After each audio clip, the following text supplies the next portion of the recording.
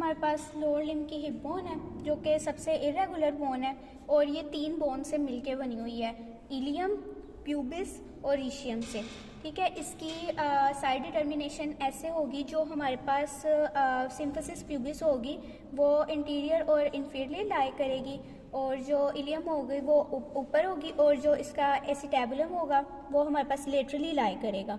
ठीक है, और ये जो इरेगुलर सरफेस है वो पोस्टीरियरली लाई करेगा। ऐसे हमें पता चल जाएगा जैसे कि ये अब हमारे पास राइट साइड की बोन है, क्योंकि ये जो इसका ये एसिटेबुलर है ये लेटरल लाई कर रहा है। ठीक है, अब अगर हम हाल ही पहले इलियम की बात करें तो इलियम में हमारे पास 3 सरफेसेस हैं और 3 हमारे पास इसके बॉर्डर्स हैं।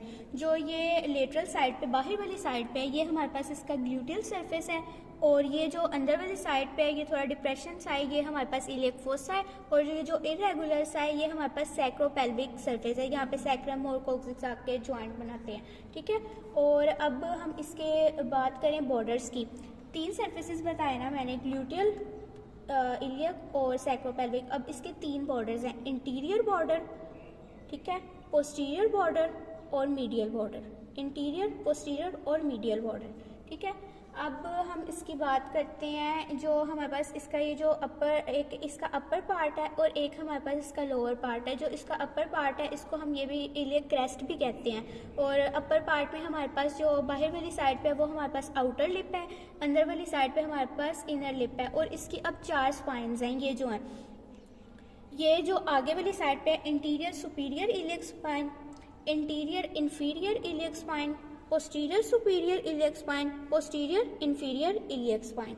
ठीक है, और अब जब हमने जो इलियक क्रेस्ट की बात की थी तो इलियक क्रेस्ट पे हमें एक ट्यूबरकल सा भी नज़र आ रहा है। ये ठीक है, बाहर वाली साइड पे, लेटरल वाली साइड पे एक ट्यूबरकल नज़र आ रहा है। इस ट्यूबरकल से एक लाइन निकल रही है जिसको हम कहते हैं इंटीरियर ग्लूटियल लाइन, और जो हमने पोस्टीरियर स्पाइंस की बात की है, जो उधर से हमारे पास एक लाइन निकल रही है जिसको हम कहते हैं पोस्टीरियर ग्लूटियल लाइन। ठीक है, और एक हमारे पास इधर लाइन है जो कि इंटीरियर सुपाइन से निकल रही है, उनको हम कहते हैं इंफीरियर ग्लूटियल लाइन। 3 लाइंस है हमारे पास यहाँ पे, interior gluteal line, inferior gluteal line and posterior gluteal line. ठीक है, अब हम बात करते हैं, इलियम हमारी होगी कंप्लीट। अब हम बात करते हैं एसिटेबुलम की। ये है, ये हमारे पास जो सर्कुलर सा है ये तो हमारे पास ऑब्टूरेटेड फोरामेन है। तो एसिटेबुलर की बात करें तो ये हमारे पास एसिटेबुलम है, ये एसिटेबुलर मार्जिन है, ये जो है हमारे पास ल्यूनेट सरफेस है एसिटेबुलम का, ये एसिटेबुलर फोसा है, और ये जो है एसिटेबुलर नोज है हमारे पास। ठीक है, अब हम बात करते हैं प्यूबिस की।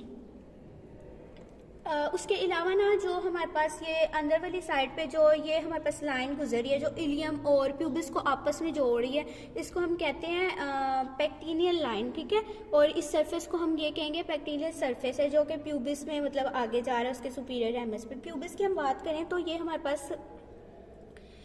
पास जो है प्यूबिस सरफेस है। ठीक है, और ये सिम्फिसिस प्यूबिस है जो ना मतलब दूसरी हिप बोन के साथ आके सिम्फिसिस करेगा, अटैच होगा। ठीक है, ये प्यूबिस सिम्फिसिस और प्यूबिस सरफेस, ये बॉडी ऑफ प्यूबिस, ये हमारे पास सुपीरियर रेमस है प्यूबिस का, और ये हमारे पास इंफीरियर रेमस है। जो हमारे पास पेक्टिनियल लाइन आ रही थी ना इलियम से, वो इसी सुपीरियर रेमस पे आ रही होती है। ठीक है, और अब अगर हम इसकी पीछे वाली साइड पे चले जाएं, ठीक है, ये हमारे पास पोस्टीरियर हम साइड पे आ गए हैं अब इसकी।